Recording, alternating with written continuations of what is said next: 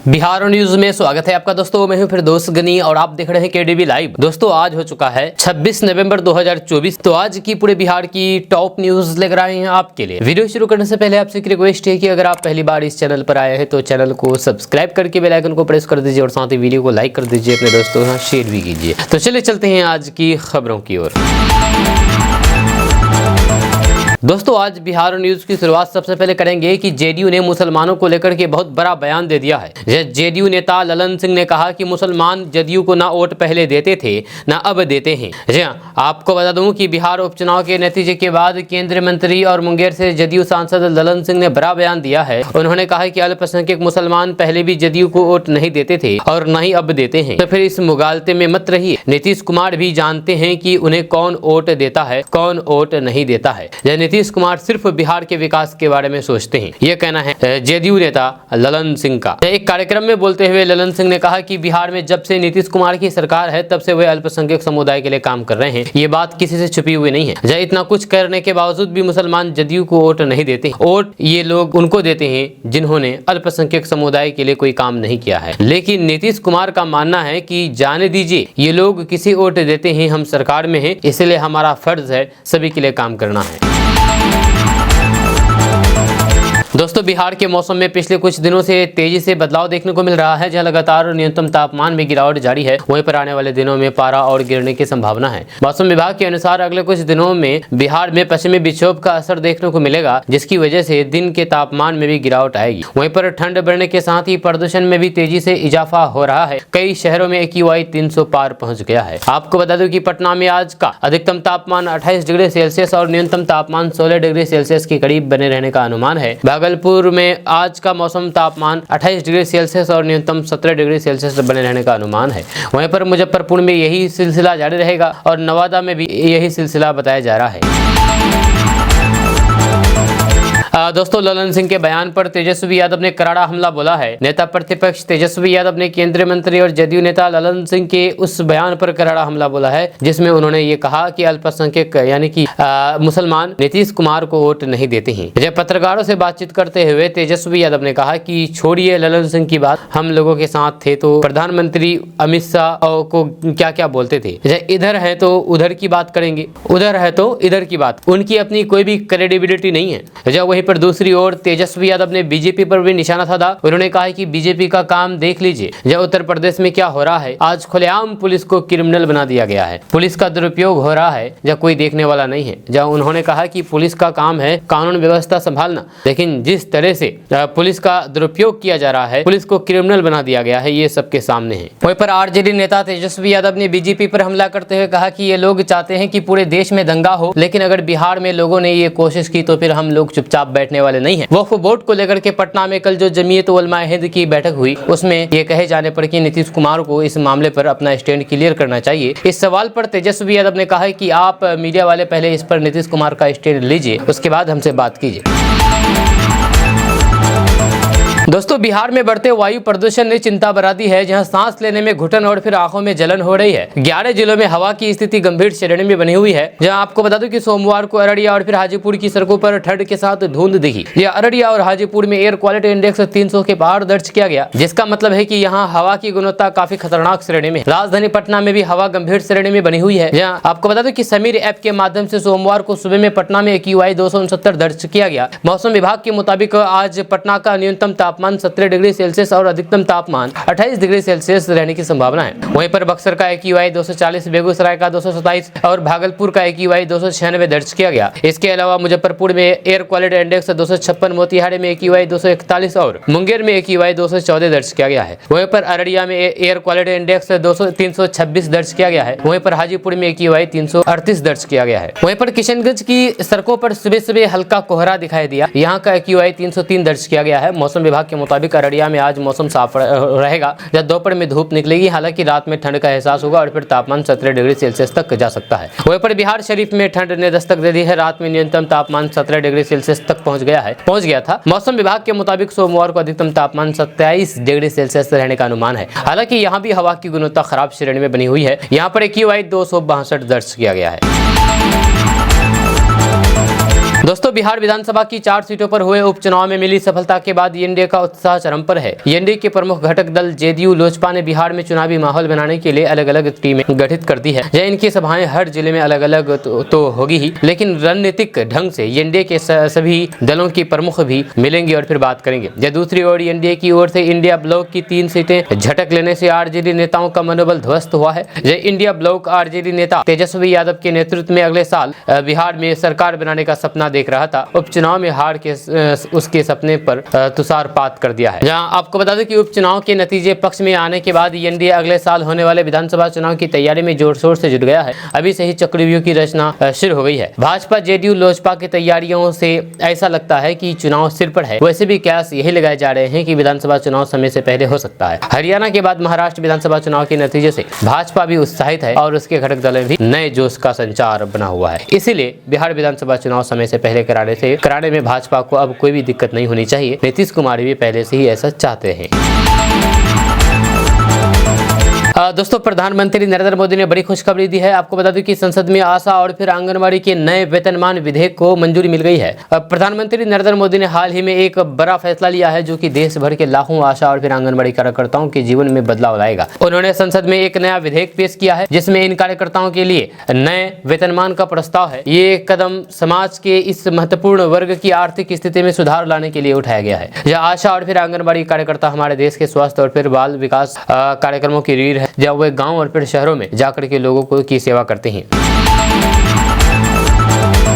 दोस्तों, बिहार और देश के अंदर आज से शीतकालीन सत्र की शुरुआत हो गई है। जब इस बार देश के अंदर वक्फ बोर्ड में संशोधन को लेकर के बिल लाया जाएगा। इस बात को लेकर के काफी राजनीतिक गलियारों में काफी गहमागमी का माहौल देखने को मिल रहा है, जहां विपक्ष इसको लेकर के पुरजोर तरीके से विरोध कर रहे हैं। तो फिर इस बीच अब बिहार सरकार के मंत्री का बड़ा बयान सामने आया है। बिहार सरकार के मंत्री ने साफ कर दिया है कि वक्फ बोर्ड में संशोधन की नहीं बल्कि सीधे खत्म करने की जरूरत है। दरअसल बिहार सरकार में लोक स्वास्थ्य अभियंत्रण मंत्री और फिर भाजपा के विधायक नीरज कुमार बबलू ने वक्फ बोर्ड बिल को लेकर के कहा है कि मेरा तो कहना है कि इस बिल में संशोधन की कोई जरूरत नहीं है, बल्कि इसे तत्काल खत्म कर देना चाहिए। वक्फ बोर्ड फर्जी है, इसमें संशोधन की जरूरत नहीं है, तत्काल इसे खत्म करना चाहिए। इसके आगे नीरज कुमार बबलू ने कहा है कि जो लोग आज नमाज को लेकर के चिंता जता रहे हैं, उन्हें वक्त आने पर मालूम चल जाएगा कि क्या कुछ रोका जाएगा। अभी इसको लेकर के कुछ नहीं कहना है, फिलहाल इतना ही कहना है कि हमें इंतजार है कि वक्फ बोर्ड को लेकर के क्या फैसला होता है, उसके बाद बिहार में इसे खत्म किया जाएगा। इसके अलावा उन्होंने केंद्रीय मंत्री ललन सिंह के बयान का भी समर्थन करते हुए कहा कि यह सही है कि अल्पसंख्यक एनडीए को वोट नहीं करते हैं, इसके बावजूद भी नीतीश कुमार के राज्य में मुसलमान सुरक्षित है। मुझे तो ये लग रहा है कि अब सरकार को विकास योजना भी अब धर्म को ध्यान में रख करके बनाना पड़े। जी हाँ, ये कहना है नीरज कुमार बबलू का। उन्होंने कहा है कि मुझे तो ये लग रहा है कि अब सरकार को विकास योजनाएं भी अब धर्म को ध्यान में रख करके बनाने पड़े। आपको बता दो कि बिहार विधानसभा की 4 सीटों पर हुए उपचुनाव की बड़ी जीत के बाद केंद्रीय मंत्री और मुंगेर सांसद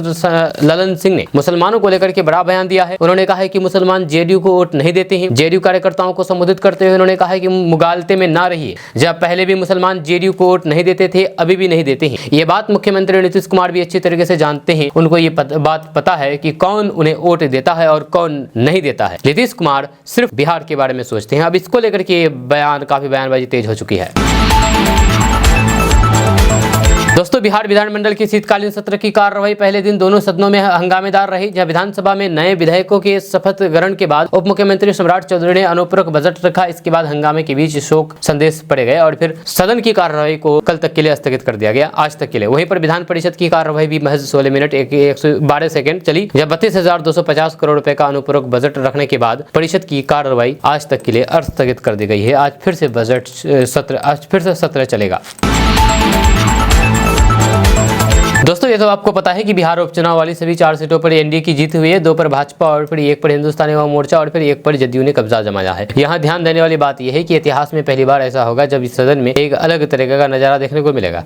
दरअसल विधानसभा के शीतकालीन सत्र के पहले दिन सदन का नजारा अपने आप में एक नए इतिहास को लिए हुए था। ये पहला मौका दिखाई दिया जब विधायक मां के साथ उनकी बेटी भी सदन में मौजूद थी। यह दामाद पहले से राज्य मंत्रिमंडल के सदस्य हैं। केंद्रीय मंत्री जीतन राम मांझी की बहू दीपा कुमारी जो इमामगंज विधानसभा क्षेत्र के लिए हुए उपचुनाव में निर्वाचित हुई है, उन्होंने आज शपथ ली है। जहाँ उनकी मां ज्योति देवी पहले से विधायक हैं। दीपा के पति संतोष कुमार सुमन राज्य मंत्रिमंडल के सदस्य हैं।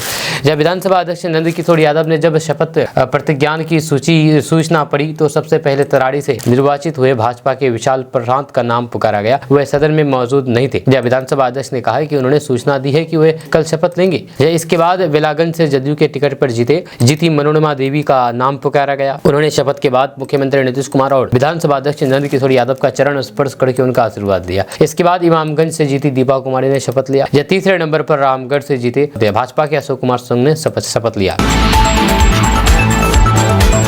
वक्फ बोर्ड बिल को लेकर के AIMIM के बिहार प्रदेश अध्यक्ष अख्तरुल ईमान ने बड़ा बयान दिया है। एक न्यूज चैनल से बातचीत कर रहे थे। उन्होंने बिहार के मुख्यमंत्री नीतीश कुमार पर जम करके हमला बोला है। उन्होंने कहा है कि नीतीश कुमार बीजेपी के साथ भी है, मुसलमानों को कहता है कि हितैषी भी है, दोहरा चरित्र नहीं चलेगा। अभी पूरे तौर पर इस बिल की मंजूरी का मामला फंसा हुआ है। अख्तरुल ईमान ने कहा कि अगर चंद्रबाबू नायडू चाहे और फिर नीतीश कुमार चाहे, जो पिछले दिनों में कहते रहे हैं कि हम चाहते हैं कि इस मुल्क में जमहूरियत रहे, बाबा साहेब का संविधान रहे, गांधी जी के सपनों का भारत बने, तो यकीनन यानी कि वक्फ बिल बोर्ड मुसलमानों को बड़ा नुकसान पहुंचाने वाला है। इसके साथ ही अख्तरुल ईमान ने जमीयत उलमा हिंद के अध्यक्ष मौलाना अरशद मदनी के बयान का भी समर्थन किया है। दरअसल बात यह है कि मौलाना अरशद मदनी ने कहा कि अगर बिहार सरकार वक्फ बोर्ड पर अपना स्टैंड क्लियर नहीं करती है, नीतीश कुमार मुखर नहीं होते हैं, तो फिर बिहार में और देश में जो मुसलमान है वे अपना रास्ता खुद तैयार करेंगे। इस पर अख्तरुल ईमान ने कहा है कि उन्होंने सही बात कही है। यह वक्फ बिल में इस मुल्क में मुसलमानों की गर्दनें काटी गई। यह तमाम रिपोर्ट पढ़ लीजिए। तमाम रिपोर्ट में छन करके यही बात आती है कि 90% मुसलमानों का नुकसान हुआ है। अख्तरुल ईमान ने कहा है कि मोदी जी जो कहते हैं कि सबका साथ सबका विकास, तो ये कैसा सबका साथ सबका विकास है? यह न्याय परिषद है, दूसरे धर्म है, दूसरे धर्मस्थल है, दूसरे धर्म ग्रंथ है, दूसरे धर्म गुरु है, दूसरे धर्म की जो जमीन है, हम चाहते हैं कि उसको भी संरक्षण मिले। एक तरफा तौर पर जो मुसलमानों पर कार्रवाई हो रही है, जितने भी बुलडोजर लगे हैं, सब मुसलमानों के घर पर चले हैं, गोलियां मुसलमानों के सीने पर लग रही है। आगे उन्होंने कहा है कि मस्जिदें मुसलमानों की छीनी जा रही है, ये मुल्क किधर जा रहा है? अब तो मुसलमानों को फैसला करना पड़ेगा, या मुंह पर पट्टी बांध लेनी पड़ेगी, गर्दन झुका देनी पड़ेगी, या फिर अपने हक के लिए सड़क से लेकर के सदन तक लोकतांत्रिक अंदाज में लड़ाई लड़नी पड़ेगी। एक बाबरी मस्जिद टूटी है तो फिर मुसलमान इतना रंजीदा है, और इससे तो हजारों मस्जिदें हमारी बंद हो जाएगी, कब्रिस्तानों में लोगों को दफनाना मुश्किल हो जाएगा। इसलिए मौलाना अरशद मदनी ने जो कुछ कहा है, यकीनन उन्होंने सही कहा है। दोस्तों, जनसुराज पार्टी के नेता प्रशांत किशोर ने कहा है कि बिहार वास्तव में एक पिछड़ा राज्य है जो कि कई मुश्किलों से घिरा है, जहां और फिर इसके सर्वांगीण विकास के लिए बड़े स्तर पर प्रयास की जरूरत है। जनसुराज के अमेरिका चैप्टर की शुरुआत करने के बाद ऑनलाइन अमेरिका में बिहारी प्रवासी समुदाय से बात करते हुए प्रशांत किशोर ने विश्वास जताया है कि उनकी पार्टी 2025 के बिहार विधानसभा चुनाव में जीत हासिल करेगी, और फिर कहा कि वे शराब पर प्रतिबंध हटाएंगे और राजस्व का उपयोग स्कूली शिक्षा में सुधार के लिए करेंगे। प्रशांत किशोर ने प्रवासी समुदाय के लोगों से कहा है कि हमें ये समझना होगा कि ये एक ऐसा राज्य है जो कई मुश्किलों से घिरा हुआ है। अगर बिहार एक देश होता तो फिर ये जनसंख्या के मामले में दुनिया में 11वां सबसे बड़ा देश होता। हमने जनसंख्या के मामले में जापान को भी पीछे छोड़ दिया है। उन्होंने कहा है कि सबसे बड़ी चुनौती ये है कि समाज बिहार के हालात सुधारने को लेकर के नाउम्मीद हो गया है। उन्होंने कहा है कि जब आप नाउम्मीद हो जाते हैं तो फिर बड़े स्तर पर तत्काल कदम उठाने की जरूरत इतनी प्रबल हो जाती है कि कुछ भी मायने नहीं रखता है। प्रशांत किशोर ने कहा है कि सब कुछ खत्म नहीं हुआ है। उन्होंने कहा है कि पिछले 2.5 सालों से हम जो कर रहे हैं उससे कुछ उम्मीदें जरूर जगी है, लेकिन इसे एक ठोस चुनावी परिणाम और फिर भविष्य में सरकार बनाने की दावेदारी में समय लगेगा। जो कोई भी इसका हिस्सा बनना चाहता है उसे कम से कम 5-6 साल तक इसके लिए प्रतिबद्ध रहना पड़ेगा। प्रशांत किशोर ने कहा है कि अगर 2025 में हमारी यानी कि जनसुराज की सरकार बनती है और फिर हम इसी तेजी के साथ कड़ी मेहनत करते हैं, ऐसे में बिहार 2029-30 तक मध्य आय वाला राज्य बन जाता है, तो फिर एक बड़ी बात होगी। ये विकास की सभी मापदंडों पर आज के तारीख में हालात में वास्तव में एक पिछड़ा राज्य है।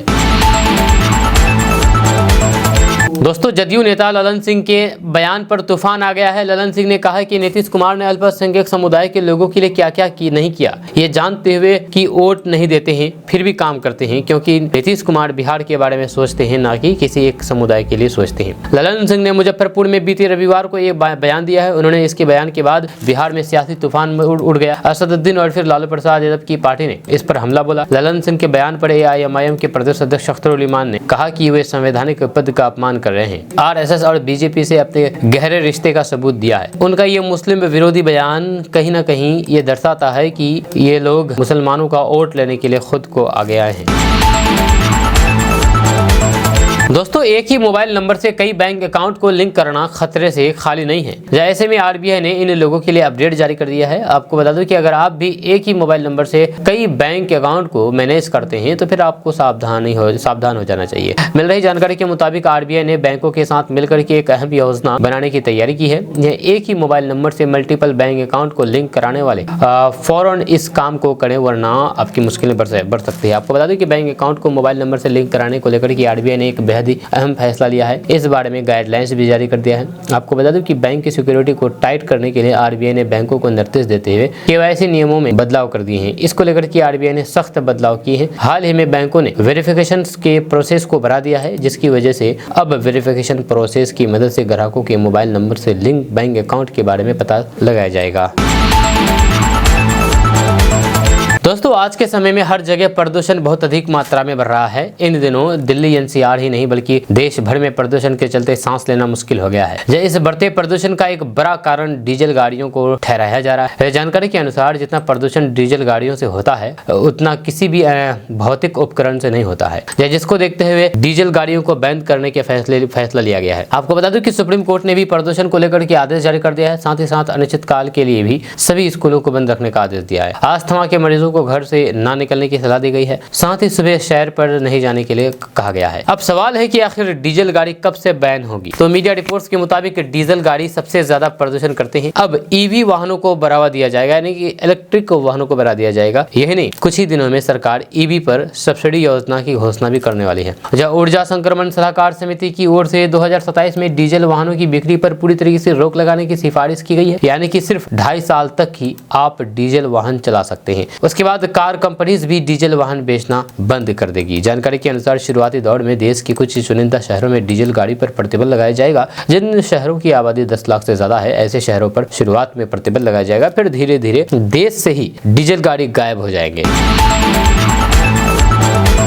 दोस्तों, हृदय रोग वैश्विक स्तर पर मृत्यु का प्रमुख कारण माने जाते हैं। वर्ल्ड हार्ट फेडरेशन के अनुसार साल 2021 में 20 मिलियन यानी कि 2 करोड़ से अधिक लोगों की जान कार्डियो सीवीडी के कारण हुई है, जो कि वैश्विक स्तर पर होने वाले सभी मौतों का लगभग 1/3 है। कुछ दशकों पहले तक इसे उम्र बढ़ने के साथ होने वाली बीमारी माना जा रहा था, हालांकि अब ये कम उम्र के लोगों में भी देखा जा रहा है। यही कारण है कि स्वास्थ्य विशेषज्ञ सभी लोगों को निरंतर सावधानी बरतने के रहने और फिर हृदय को स्वस्थ रखने के लिए उपाय करने की सलाह देते हैं। हृदय को स्वस्थ रखने के लिए पौष्टिक आहार के सेवन के साथ शारीरिक रूप से सक्रिय रहना सबसे जरूरी है। जब कुछ अध्ययनों से पता चलता है कि अगर हम सब रोजाना वॉक करने की आदत बना लें तो फिर हृदय से संबंधित बीमारियों के खतरे को काफी हद तक कम कर सकते हैं। ऐसे में सवाल है कि रोजाना कितने कदम चलना चाहिए जिससे हृदय को स्वस्थ और फिर फिट रखा जाए। आइए इसके बारे में जानते हैं। आपको बता दूं कि इस सवाल का जवाब जानने के लिए विशेषज्ञों ने विस्तृत से अध्ययन किया है। जर्नल सर्कुलेशन में प्रकाशित निष्कर्षों में वैज्ञानिकों ने बताया है कि 60 वर्ष से अधिक आयु के लोगों को हर दिन 6000 से 9000 कदम जरूर चलना चाहिए। इससे हृदय रोगों का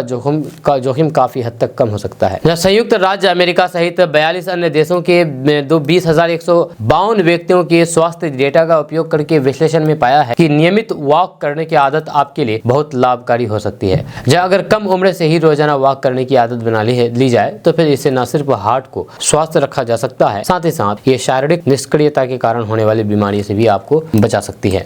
रिसर्चकर्ताओं ने बताया है कि वॉक करना संपूर्ण स्वास्थ्य के लिए लाभकारी है। युवा लोगों को हर दिन 10,000 कदम चलने का लक्ष्य बनाना चाहिए। ये उनके संपूर्ण फिटनेस को ठीक बनाए रखने में मददगार है। इस एक आदत से आप न सिर्फ हार्ट अटैक और फिर हृदय की बीमारियों के खतरे को कम कर सकते हैं, साथ ही साथ ये आपको कई प्रकार की क्रोनिक बीमारियों से भी बचाने में सहायक है। रिसर्च के अनुसार निष्कर्ष में बताते हैं कि जो लोग हर रोज 6000 से 9000 कदम चलते हैं उनमें हार्ट रोग यानी कि हृदय रोग जैसे दिल का दौरा या फिर स्ट्रोक का जोखिम 40 से 50% तक कम हो जाता है। जी हाँ, आप जितना ज्यादा वॉक करते हैं वो संपूर्ण स्वास्थ्य के लिए उतना ही लाभकारी है। दोस्तों तेजस्वी यादव को एनडीए से ऑफर मिला है, जहां डॉक्टर दिलीप कुमार जायसवाल ने कहा है कि आ जाइए यहाँ पर, यहाँ सेफ हो जाएंगे, तो यहाँ एक रहेंगे तो सेफ रहेंगे। आपको बता दूं कि देश के 2 राज्य महाराष्ट्र और झारखंड में हाल ही में विधानसभा का चुनाव हुआ, नतीजे भी आ गए। जब बिहार की भी 4 सीटों पर उपचुनाव हुए और नतीजे आ गए। जब इस चुनावी माहौल के बीच पक्ष विपक्ष ने एक से एक नारा दिया। किसी ने कहा है कि एक है तो सेफ है, तो किसी ने जवाब में पलटवार करते हुए कुछ और कहा। इन सब के बीच बिहार बीजेपी के प्रदेश अध्यक्ष डॉक्टर दिलीप कुमार जायसवाल ने तंज कसते हुए तेजस्वी यादव को एनडीए में शामिल होने का ऑफर दे दिया। दरअसल डॉक्टर दिलीप कुमार जायसवाल पत्रकारों के सवालों का जवाब दे रहे थे और उनसे सवाल किया गया है कि तेजस्वी यादव ने कहा कि हम लोग एक ही तो हैं, एक भी हैं और सेफ भी हैं। कहा कि अलग अलग है, कहाँ अलग अलग हैं। अब इस सवाल पर डॉक्टर दिलीप कुमार जायसवाल ने तंज कसते हुए कहा कि तेजस्वी यादव यहाँ पर आ जाइए, हम लोगों के एनडीए में मिल जाइए, एक हो जाएंगे तो सेफ हो जाएंगे। दरअसल बीजेपी के प्रदेश अध्यक्ष डॉक्टर दिलीप कुमार जायसवाल कल चले शीतकालीन सत्र में भाग लेने पहुंचे थे और इसी दौरान मीडिया से बातचीत करते हुए ये बातें कही हैं। यूपी में काबा और बिहार में काबा गाकर के मशहूर हुई लोक गायिका नेहा सिंह राठौर ने अब इसका एक और वर्जन पेश किया है। योगी आदित्यनाथ और नीतीश कुमार के बाद अब उनके निशाने पर आम आदमी पार्टी के मुखिया अरविंद केजरीवाल है। नेहा सिंह राठौर ने दिल्ली में विधानसभा चुनाव से पहले दिल्ली में काबा गाना रिलीज किया है। जहाँ इसमें उन्होंने आम आदमी पार्टी और पूर्व मुख्यमंत्री अरविंद केजरीवाल पर तीखे शब्दों का इस्तेमाल किया है। नेहा सिंह राठौर का ये गाना खूब वायरल हो रहा है। दिल्ली में काबा रिलीज करते हुए नेहा सिंह राठौर ने कहा कि वे सरकार के खिलाफ आवाज उठाती रहेगी, चाहे वे कोई भी स्टेट हो। उन्होंने वीडियो के साथ लिखा है कि एक लोक गायिका के तौर पर मेरे गाने हमेशा गवर्नमेंट के खिलाफ आम लोगों की आवाज रहे हैं और रहेंगे, चाहे वह कोई भी राज्य हो या फिर पूरा देश। जहां आम आदमी पार्टी 10 साल से दिल्ली की सत्ता में है और उसके शासन में कई खामियां रही है, जिन्हें उजागर करना मेरा कर्तव्य है। आपको बता दूं कि नेहा सिंह राठौर अक्सर बीजेपी और एनडीए शासित राज्यों की खामियां उठाने का आरोप लगती है उन पर, लेकिन अब उन्होंने ये साबित कर दिया है कि वे किसी पार्टी के खिलाफ नहीं है, बल्कि सत्ता के खिलाफ है, जो कि सत्ता में जो बढ़िया काम नहीं करते हैं। दोस्तों प्रशांत किशोर ने अतीत में कई राजनीतिक दलों के लिए शानदार जीत दिलाई है। हालांकि अब वो अपनी पार्टी बना चुके हैं। प्रशांत किशोर की जनसुराज ने बिहार में 4 सीटों पर हुए उपचुनाव में अपने उम्मीदवार उतारे थे, लेकिन उपचुनाव में उनकी पार्टी जीत हासिल करने में असफल रही। अक्सर भारतीय जनता पार्टी की बी टीम के रूप में जाने जाने वाले प्रशांत किशोर ने इस साल 2 अक्टूबर को अपनी पार्टी लॉन्च की है और एक अलग पहचान बनाने की दिशा में कदम उठाया है। लेकिन 2 महीने पुरानी पार्टी को जितना वोट मिला उससे अन्य पार्टियों की चिंता जरूर बढ़ गई होगी। हालांकि जनसुराज की हार हुई है, लेकिन हार करके इसको जीत कहा जा सकता है, क्योंकि इन्होंने तेजस्वी के माथे पर टेंशन ला दिया है। जनसुराज ने 4 उम्मीदवारों को मैदान में उतारा। तरारी में किरण सिंह, बेलागंज में मोहम्मद अमजद, इमामगंज में जितेंद्र पासवान और रामगढ़ में सुशील कुमार सिंह कुशवाहा। रविवार को जब नतीजे घोषित हुए तो फिर अमजद और पासवान तीसरे स्थान पर रहे, जबकि कुशवाहा चौथे स्थान पर रहे। हालांकि ये लोग हार गए, लेकिन प्रदर्शन इतना अच्छा कि 1 महीने पुरानी राजनीतिक पार्टी के लिए किसी का ध्यान नहीं गया। यदि हम नए राजनीतिक विमर्श पर बिहार की प्रतिक्रिया को ध्यान में रखकर करें। दोस्तों भारत सरकार द्वारा संचालित राशन योजना देश के गरीब और फिर जरूरतमंद लोगों के लिए जीवन रेखा के समान है। नेशनल फूड सिक्योरिटी एक्ट यानी कि NFSA के तहत राशन कार्ड धारकों को कम दर पर अनाज उपलब्ध कराया जाता है, लेकिन अब सरकार ने राशन कार्ड पर मिलने वाले राशन की मात्रा और फिर नियमों में बदलाव कर दिया है, जो 1 जनवरी 2025 से लागू होंगे। राशन की मात्रा में बदलाव। राशन कार्ड पर पहले जहाँ 1 यूनिट में 3 किलो चावल और 2 किलो गेहूँ दिया जाता था, अब इसे बदल करके 2 किलो गेहूँ और 2.5 किलो चावल कर दिया गया है। इसका मतलब है कि चावल की मात्रा में आधा किलो की कटौती हुई है, जबकि गेहूं की मात्रा आधा किलो बढ़ाई गई है। अंत्योदय राशन कार्ड धारकों को मिलने वाले राशन में भी संशोधन किया गया है। जब पहले उन्हें 14 किलो गेहूं और फिर 21 किलो चावल मिलता था, लेकिन अब ये बदल करके 18 किलो चावल और 17 किलो गेहूं कर दिया गया है। हालांकि कुल राशन की मात्रा 35 किलो ही रहेगी। दोस्तों एक कार्यक्रम में पहुंचे जदयू नेता नीरज कुमार ने लालू प्रसाद, तेजस्वी यादव और प्रशांत किशोर पर जमकर के निशाना साधा है। जब नीरज कुमार ने कहा कि केवल पटना शहर में लालू के पास 43 बीघा 12 कट्ठा 16 धुर जमीन है, जबकि लोकसभा चुनाव के दौरान शराब की कंपनियों से इलेक्टोरल बॉन्ड के नाम पर 46 करोड़ 64 लाख की उगाही की गई थी। शराबबंदी खत्म करने का इन्होंने आश्वासन दिया था, जिसका पूरा कच्चा चिट्ठा हमारे पास है। तेजस्वी यादव पर हमला बोलते हुए नीरज कुमार ने कहा कि बिहार की जनता उनको मौका नहीं नहीं देगी जो 420 का आरोपी हैं, ईडी के केस का आरोपी हैं, मनी लॉन्ड्रिंग का आरोपी है। क्या बिहार की जनता वह दिन देखना चाहती है कि कोर्ट में हाजिरी लगे कि तेजस्वी यादव पिता लालू प्रसाद हाजिर हो? वह दिन बिहार की जनता को मंजूर नहीं है। यह इनके पिता 24 नवंबर 2005 से जाप कर रहे हैं, जब पूजा पाठ करवा रहे हैं, जो बार बार कह रहे थे कि इस बार तो चाचा गए। चाचा तो ऐसे लपेट लिए कि बेटा चारों खाने चित हो गया। समझ लीजिए इनको लोकसभा में 4 सीटें ही आई थी और विधानसभा में चारों सीट हार गए। दोस्तों, बिहार के उपचुनाव में बेहतर प्रदर्शन के बाद एनडीए के नेता गदगद है, आत्मविश्वास से भरपूर है। इसी कड़ी में सोमवार को जदयू के दफ्तर में एनडीए के नेताओं की प्रेस कॉन्फ्रेंस हुई। इस दौरान ऐलान किया गया है कि पार्टी की तरफ से एक फिल्म रिलीज की जाएगी। इस फिल्म में 2005 के पहले और 2005 के बाद का बिहार कैसा है, इस फिल्म में दिखाया जाएगा। एक एक तनाव में इस फिल्म को दिखाया जाएगा। इस फिल्म का नाम नीतीश कुमार का बिहार होगा। जहाँ हर गाँव से लेकर के प्रखंड तक इस फिल्म को एक अभियान के तहत दिखाया जाएगा। ये फिल्म एक क्रांति होगी, जहां इस फिल्म को देख करके लोगों का खून खौल जाएगा। नीतीश कुमार के प्रति लोगों की श्रद्धा बढ़ जाएगी। बीजेपी प्रदेश अध्यक्ष दिलीप जायसवाल ने यह बयान दिया है। आपको बता दूं कि एनडीए की इस प्रेस वार्ता में उमेश कुशवाहा, दिलीप जायसवाल, संतोष सुमन, राजू तिवारी और फिर मदन चौधरी मौजूद रहे। उमेश कुशवाहा ने प्रेस वार्ता की शुरुआत करते हुए कहा कि उपचुनाव में एनडीए को शानदार जीत मिली है। इसके लिए बिहार की जनता और फिर एनडीए की कार्यकर्ताओं को बहुत बधाई। उपचुनाव के पहले 4 में से 3 सीट महागठबंधन के पास था, लेकिन जनता ने उन्हें हरा करके एनडीए को जिताया, इसके लिए उन्हें बधाई। वहीं पर बीजेपी प्रदेश अध्यक्ष डॉक्टर दिलीप कुमार जायसवाल ने कहा कि एनडीए के बूथ स्तर के कार्यकर्ताओं के साथ बैठक होगी, नए साल से इसकी शुरुआत होगी। इस फिल्म में एनडीए के नेता और फिर कार्यकर्ता पूरी ताकत, एकता, बेहतर तालमेल के साथ जुड़ेंगे। हर बैठक में एनडीए के प्रदेश अध्यक्ष भी रहेंगे। हर पहलू पर चर्चा होगी। एनडीए का एक नारा है 2025 में 225 पार, उस लक्ष्य को पाना है। इसके अलावा उन्होंने कहा कि विपक्ष की एक ही कोशिश है कि किसी तरह से अनाप शनाप बयान देते रहे, लेकिन एनडीए के नेता और कार्यकर्ताओं ने अपने शब्दों की मर्यादा बरकरार रखी है। जब लालू यादव का जादू अब खत्म हो गया है। दोस्तों, एआईएमआईएम ने बीजेपी की सरकार को रोकने का शानदार फॉर्मूला बताया है। आपको बता दूं कि महाराष्ट्र विधानसभा चुनाव में महायुति की जीत किसी की गले नहीं उतर रही है। वहीं पर भाजपा भी अपना सीएम बनाने की फिराक में है। ऐसे में एआईएमआईएम के नेता और प्रवक्ता सैयद वसीम वकार ने महाराष्ट्र में भारतीय जनता पार्टी की सरकार बनने से रोकने के लिए एक नया फॉर्मूला तैयार किया है और उन्होंने राहुल गांधी, उद्धव ठाकरे तथा शरद पवार से इस बात की अपील की है कि अगर महाराष्ट्र में भारतीय जनता पार्टी की सरकार रोकना चाहते हैं तो फिर उनको उनके द्वारा सजाए गए इस फॉर्मूले पर काम करना चाहिए। उनके इस पहल में असदुद्दीन ओवैसी की पार्टी का भी सहयोग मिलेगा। जब सैयद वसीम वकार ने कहा कि मुख्यमंत्री एकनाथ शिंदे अपनी कुर्सी छोड़ना नहीं चाहते हैं और भारतीय जनता पार्टी अपने मुख्यमंत्री को कुर्सी पर बैठने की कोशिश कर रही है। ऐसे में विपक्ष गठबंधन के पास ये मौका है कि एकनाथ शिंदे की महत्वाकांक्षा को शांत करने के लिए एक बार फिर से बीजेपी वाला ही फॉर्मूला इस्तेमाल किया जाए। भाजपा के नेताओं को उनकी भाषा में जवाब दिया जाए। सैयद वसीम वकार ने कहा कि एकनाथ शिंदे के पास 57 विधायक है और अजित पवार वाले गुट के पास 41 विधायक है। इस तरह से दोनों को मिला करके 98 विधायक हो जाती है। अगर कांग्रेस पार्टी और उद्धव ठाकरे और फिर शरद पवार गुट के विधायकों की संख्या देखें तो फिर इनको मिला करके कुल 48 विधायक हो जाते हैं, जो सरकार बनाने के लिए पर्याप्त हैं। इस फॉर्मूले को सफल बनाने के लिए शरद पवार को अपने भतीजे अजित पवार से बात करनी होगी और राहुल गांधी तथा उद्धव ठाकरे एकनाथ शिंदे को अपने साथ लेकर के मनाने में कामयाब हो जाते हैं तो फिर भारतीय जनता पार्टी का खेल बिगड़ सकता है और महाराष्ट्र में भारतीय जनता पार्टी को सत्ता से बाहर रखा जा सकता है। हालांकि सैयद वसीम वकार ने कहा है कि अब ये सब राहुल गांधी, उद्धव ठाकरे और शरद पवार के हाथ में है। इन लोगों के पास समय बहुत कम है। जल्द से जल्द इस फॉर्मूले पर सोचने और फिर काम करने की जरूरत है। अगर भारतीय जनता पार्टी अपना मुख्यमंत्री बनाना चाहते हैं तो फिर इस मौके को लपक लेना चाहिए और भारतीय जनता पार्टी को उसी के अंदाज में जवाब देने की कोशिश करना चाहिए। दोस्तों, जेडीयू के बड़े लीडर और मोदी सरकार के मंत्री ललन सिंह के बयान से सियासी बवाल मच गया है। जब राजद जहां ललन सिंह पर इस बयान को लेकर के आपत्ति जता रही है तो फिर वहीं एनडीए की सबसे बड़ी पार्टी भाजपा इसका समर्थन कर रही है।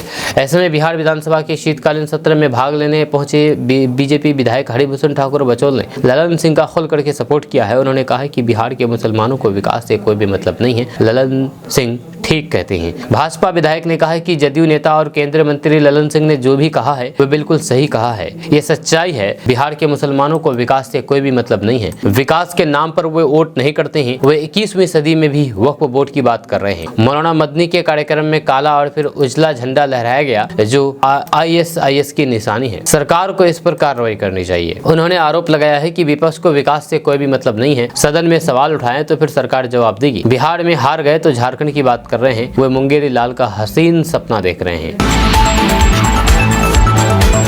दोस्तों, बिहार के मास्टर जी बेहाल हैं। मास्टर जी का वेतन कम पड़ रहा है, इसीलिए स्कूल टाइम के बाद डिलीवरी बॉय का काम करके गुजारा भत्ता कर रहे हैं मास्टर जी। जी हाँ, बिहार का ये एक मास्टर का एक वीडियो वायरल हो रहा है। दरअसल बात यह है कि बिहार के भागलपुर जिले के सरकारी स्कूल का एक टीचर इन दिनों फूड डिलीवरी का काम कर रहे हैं। टीचर दिन भर क्लास में बच्चों को बच्चों को शारीरिक शिक्षा का जानकारी देते हैं। वहीं पर स्कूल से छुट्टी होते ही वह डिलीवरी बॉय बन जाता है। टीचर का कहना है कि टीचर की सैलरी इतनी कम होती है कि मजबूरन डिलीवरी बॉय का काम करना पड़ रहा है। डिलीवरी बॉय की नौकरी करने वाले टीचर का कहना है कि सैलरी इतनी कम है कि परिवार बनाने में डर लगने लगा है। फूड डिलीवरी बॉय बनने की कहानी बिहार के भागलपुर जिले के एक सरकारी फिजिकल टीचर शिक्षक अमित की है। यह टीचर अमित को सरकारी स्कूल में केवल 8,000 रुपए की ही सैलरी मिलती है और इतने पैसे में शादीशुदा जीवन बिताने में शिक्षक खुद को बेबस महसूस करते थे।